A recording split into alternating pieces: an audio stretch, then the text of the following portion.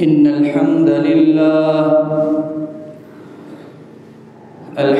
لله نحمده ونستعينه ونستغفره ونؤمن به ونتوكل عليه ونعوذ بالله من شرور أنفسنا ومن سيئات أعمالنا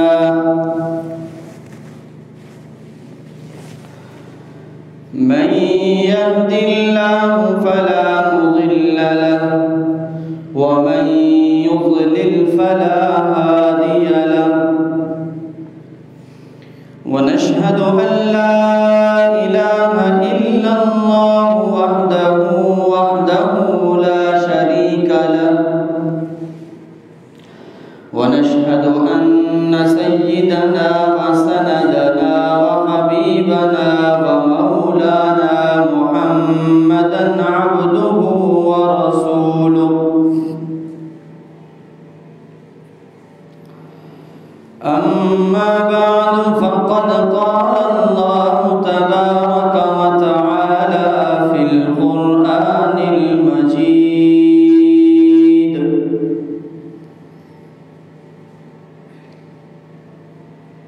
أعوذ بالله من الشيطان الرجيم ذرني ومن خلقت وحيدا وجعلت له مالا ممدودا وبنين شهودا وقال تعالى وأنذر عشيرتك الأقربين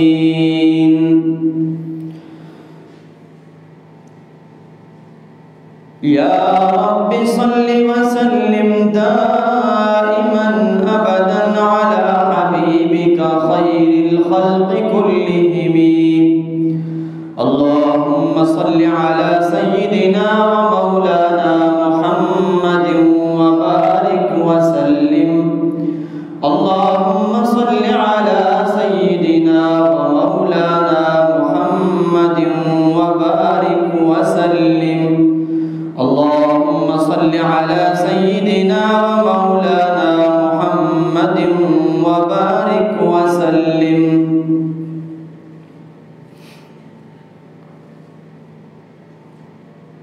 انتہائی واجب الاحترام قابل عزت تکریم میرے غیور مسلمان بھائیوں دوستوں بزرگوں،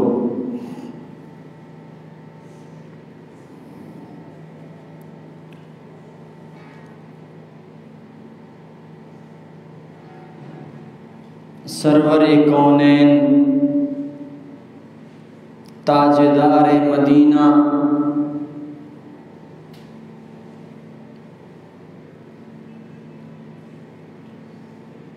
محبوب رب العالمین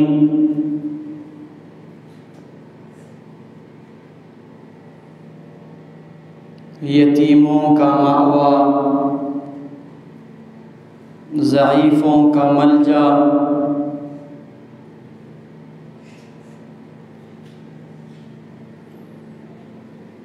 مکہ کے در یتیم،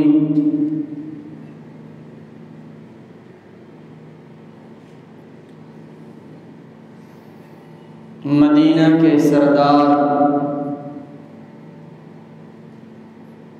آمنہ کے لخت جگر، حضرت عبداللہ کے نور نظر، حضرت محمد مصطفیٰ احمد مجتبیٰ، سب کہو صلی اللہ علیہ وسلم کی سیرت طیبہ کے عنوان سے ہم نے ایک سلسلہ شروع کیا تھا،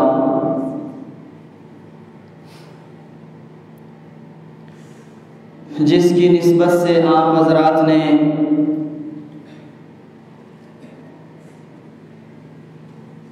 دو تین مجلسوں میں بہت کچھ سنا اور اللہ رب العزت کے فضل و کرم سے اس پر عمل بھی کیا۔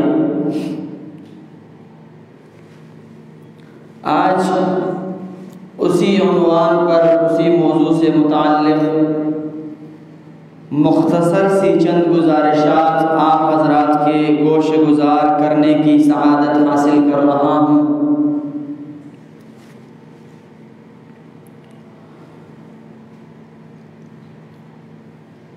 آپ علیہ الصلاۃ والسلام کی زندگی حیات طیبہ،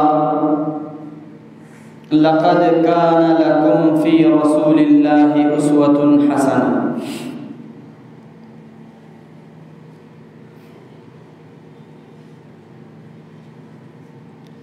آپ علیہ الصلاۃ والسلام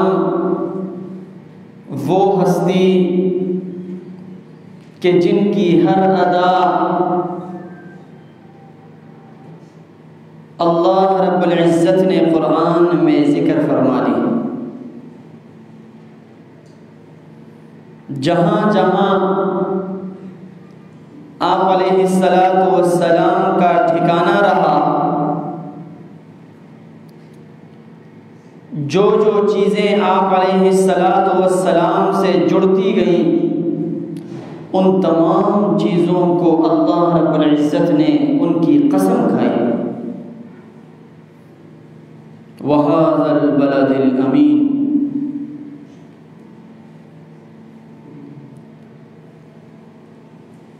جن جن چیزوں کو آپ علیہ الصلاۃ والسلام سے نسبت ملتی گئی،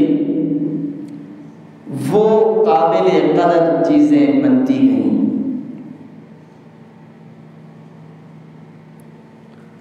چنانچہ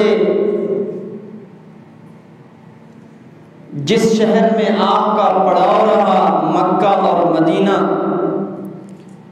تمام روئے زمین پر، تمام کائنات میں سب سے مقدس جگہ اللہ رب العزت نے ان مقامات کو بنا دیا۔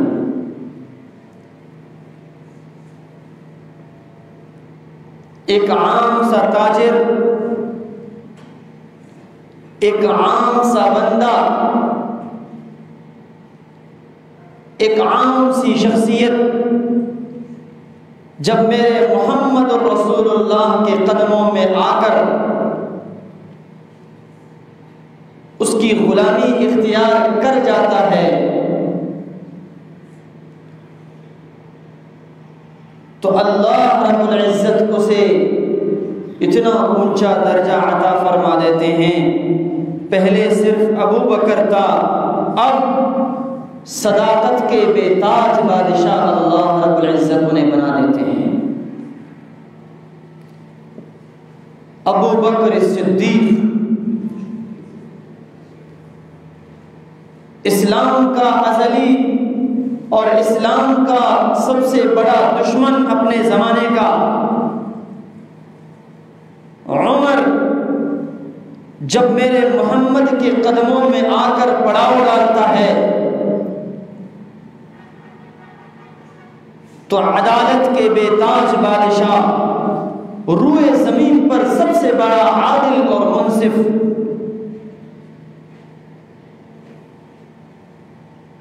ایک عمر عام سا آدمی ہے، لیکن جب محمد رسول اللہ کی صحبت اسے ملتی ہے، محمد رسول اللہ صلی اللہ علیہ وسلم کی غلامی اسے نصیب ہوتی ہے، تو وہ عمر انسان تو کیا، جانور اور بے جان چیزوں پر بھی حاکم اور حکمران بن کر زندگی بسر کرتا ہے۔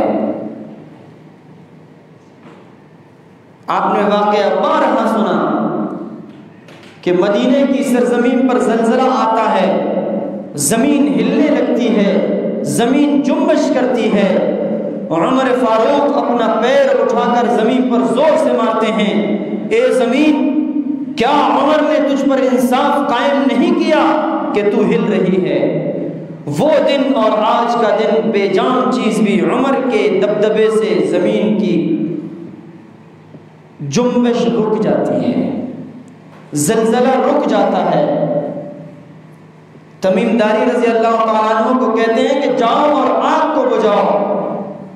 تمیم داری ایک ادنا سا محمد کا سپاہی وہ جاتا ہے اور مدینے کی کسی ایک طرف آگ لگی ہے، وہ آگ کو ایسے بجھاتے ہیں کہ اپنی چادر سے آگ کو ہنکا رہے ہیں۔ روایات میں آتا ہے کہ آگ بکریوں کی طرح جہاں سے نکلی تھی وہیں جا کے ختم ہو گئی۔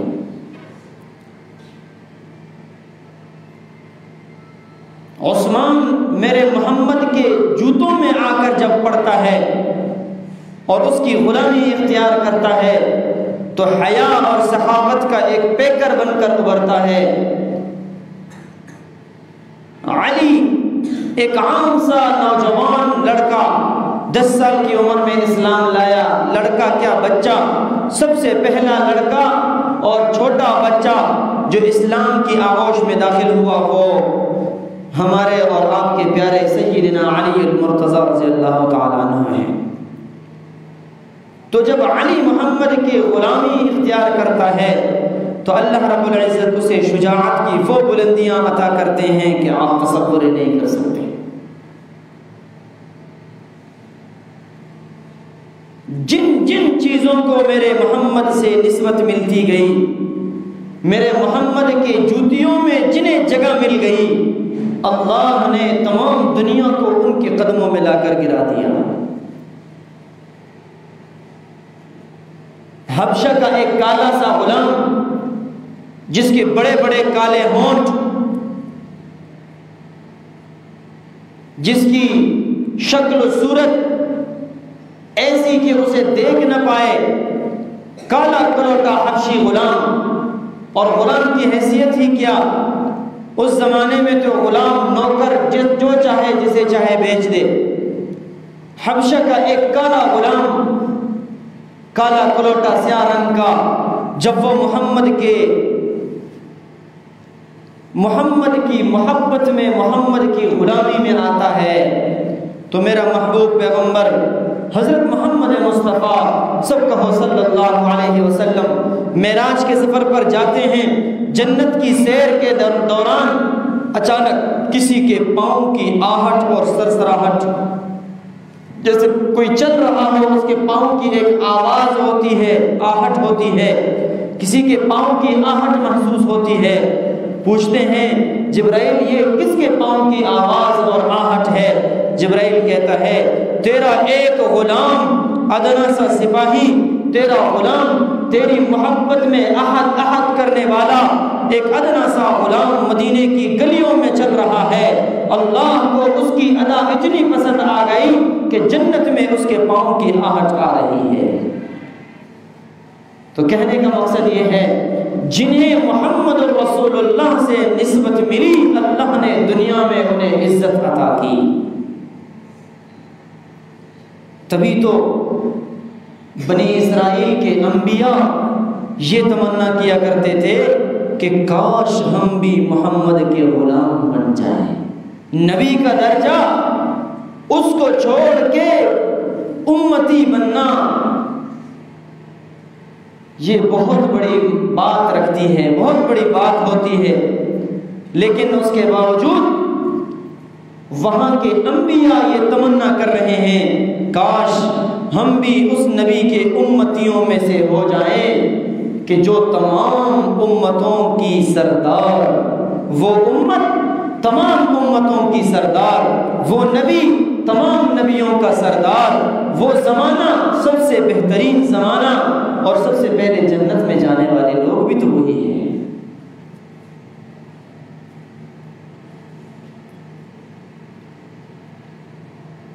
تو اس واسطے ہمیں وہ نسبت جو عطا ہوئی ہے اس نسبت کی لاج رکھیے میرے عزیزو۔ یہ اسلام ہمیں جو مفت میں ورثے میں ملا ہے اس اسلام کی قدردانی کیجئے۔ یہ محمد کہ جن کے غلام ہونے کے لیے بنی اسرائیل کے انبیاء تمنا کیا کر رہے ہیں، لیکن اس کے باوجود ہمیں مفت میں بغیر کسی تمنا، بغیر کسی طلب کے ان کا امتی ہونا نصیب ہوا۔ ہم محمدی ہیں، ہم محمد کے غلام ہیں، ہم محمد کے ماننے والے ہیں، ہم محمد کے پیروکار ہیں۔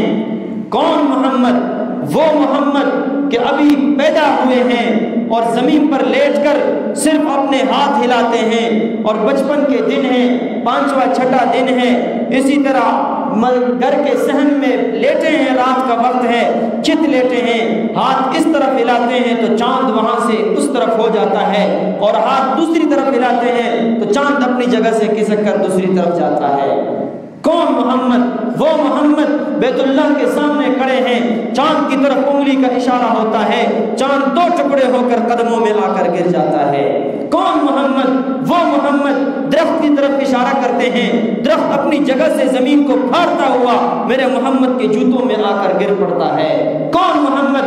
ابو جہل آتے ہیں، ابو جہل کہتا ہے محمد اگر یہ بتا دو کہ میری مٹھی میں کیا ہے تو میں مان جاؤں گا کہ تو نبی ہے۔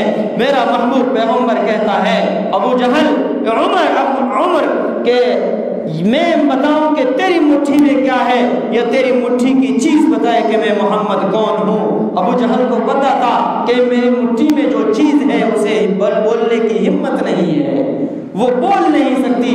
کہنے لگا اگر یہ ہو جائے تو میں تو پکا مان جاؤں گا۔ میرا محبوب پیغمبر وہ محمد کے ہاتھ کی طرف اشارہ ہوتا ہے، ہاتھ سے کنکر مٹھی کے اندر کنکر بول پڑتے ہیں، اشہد ان لا الہ الا اللہ وانک محمد رسول اللہ۔ یہ میرے محبوب پیغمبر صلی اللہ علیہ وسلم کی زندگی ہے۔ کہنا، کہلانا، سننا، سنانا، جلسے منعقد کرنا، آپ کی یاد میں شمع روشن کرنا، یہ کون سا عشق ہے؟ یہی وجہ ہے الیوم اکملت لکم واتممت علیکم نعمتی ورضیت لکم الاسلام دینا۔ یہی تو فرق ہے میرے، ہمارے اور پچھلی امتوں میں۔ ان کا مذہب، ان کا دین، ان کی عبادت مخصوص ایام میں، مخصوص جگہوں پر اور مخصوص مقامات پر، لیکن اللہ نے ہمیں اور آپ کو یہ عزت اور شرف بخشا کہ ہمارا ساری زندگی ہمارے لیے دین ہے، ہمارا سونا ہمارے لیے دین کا درجہ ہے، ہمارا اٹھنا، ہمارا کاروبار، ہماری معیشت، ہماری اکنامکس، ہماری تجارت، یہ ساری کی ساری چیزیں، حتیٰ کہ اگر ہم سنت کی پیروی کرتے ہوئے بیت الخلا جس طرح میرے محبوب پیغمبر جایا کرتے تھے اس طرح اگر جائیں تو ہمیں وہاں بھی ثواب مل جائے۔ تو یہ میرے محبوب پیغمبر کی امت کی خاصیت ہے میرے عزیزوں، اس کی قدر اور لاج رکھنی ہے۔ صرف زبانی جمع خرچ سے کہنا کہ میں محمدی ہوں، میں محمد کا غلام ہوں، میں محمد کا سپاہی ہوں، میں محمد کا امتی ہوں، اس سے کچھ نہیں ہوتا۔ میرے محبوب پیغمبر صلی اللہ علیہ وسلم جب نبوت سے سرفراز فرمائے گئے تو مکے میں پوچھا گیا اے محمد آپ کہتے ہو کہ میں نبی ہوں، تمہارے پاس نبوت کی دلیل کیا ہے؟ تو ہمارے زمانے میں اگر کوئی اس قسم کی بات کرے، یا وہ زمانہ ہمارا زمانہ ہوتا یا ہم ہوتے تو اس وقت ہم کیا کر رہے ہوتے؟ ہمارے ہاں یہ معاشرہ ہے کہ دلیل کے لیے ایک انبار لگا دیتے ہیں باتوں کا، ایک ذخیرہ باتوں سے اس کو قائل کرنے کی کوشش کرتے ہیں۔ لیکن ہم جن کے پیروکار ہیں، ہم جن کے متبع ہیں، ہم جن کی اتباع کرنے والے ہیں، ہم جن کے امتی ہیں، وہ میرا محبوب پیغمبر کیا کہتا ہے؟ لقد لبثت فیکم عمرا من قبلی، میرے پاس تو دلیل میری زندگی ہے۔ میں نے کبھی آپ کے معاشرے میں رہتے ہوئے، آپ کے پاس رہتے ہوئے کبھی کسی سے جھوٹ بولا، کبھی کسی کے سامنے خیانت کا ارتکاب کیا، کبھی کسی کو دھوکہ دیا، کبھی کسی کو تکلیف دی، کبھی کسی کو اذیت پہنچائی؟ نہیں، آپ نے خود ہی مجھے امین اور صادق کہہ کر پکارا ہے۔ یہ دلیل ہے۔ ہمارا آئیڈیل، ہماری زندگی، ہمارا کردار، یہ ہمارے لیے دلیل ہو۔ میرا محمد پیغمبر کا تو یہی طریقہ ہے۔ ہم زبانی جمع خرچ سے نہیں، ہم کردار اور ہم عملی نمونے سے آپ صلی اللہ علیہ وسلم کے امتی بنے۔ آج افسوس کی بات یہ ہے، ہم زبان سے تو محمدی ہیں، زبان سے تو اقرار کرتے ہیں کہ محمد کے غلام ہیں، لیکن عمل سے محمد کا غلام نہیں بننا چاہتے۔ چاہتے تو ہیں کہ ہم جنتی بن جائیں لیکن جنت والے اعمال نہیں کرتے. چاہتے تو ہیں کہ ہم محمد قیامت کے دن حوض کوثر پر ہمیں جام پلائیں لیکن اس کے لیے کبھی کوشش نہیں کی. چاہتے تو ہیں کہ ہمیں دنیا میں وہ مقام ملے جو نبی کے امتی کو ملتا ہے لیکن ہم نے کبھی اس تک پہنچنے تو کیا سوچنے تک کی بات نہیں کی, تصور تک نہیں کیا. آپ دیکھیں گھر میں, ہمارے ماحول میں, ہمارے معاشرے میں, اپنے 6 فٹ جسم میں دیکھیں, اذان ہوتی ہے کبھی ایسا ہوا ہمارے دل میں کھٹکا لگا ہو, چلو بھائی اذان ہو گئی, سارے کام چھوڑ دو, دکان چھوڑ دو, ڈیوٹی چھوڑ دو, سارے کے سارے کام ایک طرف رکھو, اذان ہو گئی, اب نماز کی تیاری, حی علی الصلاۃ, اللہ کا منادی آواز دے رہا ہے, آؤ نماز کی طرف. کبھی ہمارے کانوں میں جو تک رہی ہے کہ ہم محمد کے غلام ہیں اور میرا محمد اذان سے پہلے مسجد پہنچ جایا کرتے تھے. کبھی ہمارے دل میں یہ بات آئی کہ میرے محمد پر قرآن اترا, کبھی اس قرآن کو کھول کے پڑھے کہ اس میں کیا احکامات ہیں. اللہ رب العزت کے کلام کو دیکھ کر پڑھیں.